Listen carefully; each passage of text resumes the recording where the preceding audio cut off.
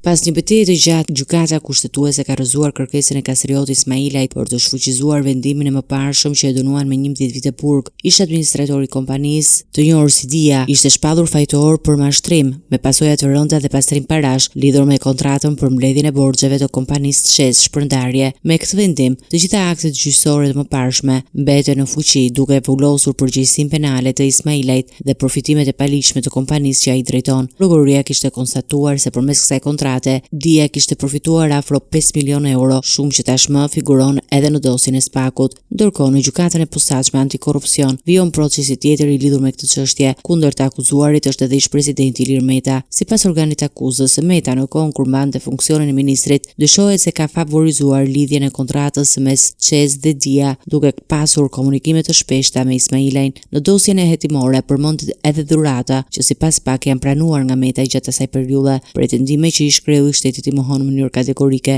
Vetë Ismailaj, i cili ndodhet në burg që prej tetori 2024 dhe akuzohet gjithashtu për korrupsion dhe fshehje pasurie, ka kundërshtuar konkluzionet e prokurisë, por tashmë rruga e tij ligjore në Shqipëri është mbytur përfundimisht. Me rrëzimin e kërkesës nga kushtetuesja, dosja Çes Dia mbetet një ndër aferat më të përfolura të tranzicionit shqiptar që pritet të ketë hënë edhe në gjykatën e Strasburgut, ku pritet të drejtohet tashmë ish administratori Dias.